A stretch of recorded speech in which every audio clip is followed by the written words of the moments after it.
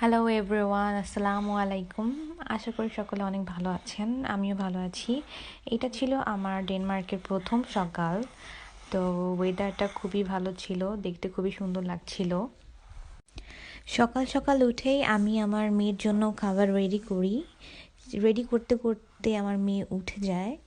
এই তো সে এখনই দেখতে পাবেন খেলা করছে পুতুল নিয়ে। তার জন্য তার বাবা অনেক রকমের পুতুল এনেছে, খেলনা এনেছে। সে খুবই খুশি, সকালবেলা উঠেই সে পুতুল খেলনা এসব দেখে অনেক হ্যাপি হয়ে যায়। তারপর সে খেলা করতে থাকে। তাইয়েবাকে খাইয়ে তারপর আমরা আমাদের ব্রেকফাস্ট কমপ্লিট করি। সকালের খাবার খেয়ে আমি তারপরে দুপুরের খাবার তৈরি করে ফেলি এবং দুপুরের রেস্ট নিয়ে বিকেলের দিকে আমরা বের হয়ে যাই একটু হাঁটাহাঁটি করতে। মূলত আমাদের একটা কাজ ছিল ডেনমার্ক কমিউনিতে, সেখানে আমরা হেঁটে হেঁটে যাচ্ছিলাম। বাসা থেকে অফিসটা কাছেই, তো তাইবার বাবা নিয়েছে, আমি হেঁটে হেঁটে যাচ্ছিলাম পিছনে। তো এই যে দেখতে পাবেন এখনই তাইবার সাথে যাচ্ছে আর আমি ভিডিও করছিলাম। যেতে যেতে অনেক কিছুই ঘুরে ঘুরে দেখলাম, খুবই সুন্দর লাগছিল। তো এই যে পাশ দিয়ে ট্রেন যাচ্ছিল, তাইবার বাবা তো তাকে নিয়ে হাঁটছেই। আমি হেঁটে পারছিলাম না তার সাথে, আমি এমনিতেই হাঁটা চলা একটু কম করি, তাই তেমন অভ্যাস নেই। অফিসটা বাসা থেকে কাছে ছিল, কিন্তু আমার এতটুকু যেতেই অনেক কষ্ট হচ্ছিল। তো আমি হেঁটে পারছিলাম না তাই আবার বাবার সাথে। সে আগে আগে যাচ্ছিল, সে আমার জন্য অপেক্ষা করছিলই না, সে চলে যাচ্ছিল, তার পেছন পেছন আমি দৌড়াচ্ছিলাম।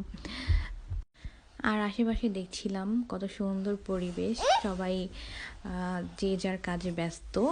তো আমরাও হাঁটতে হাঁটতে এক পর্যায়ে চলে যাই অফিসে।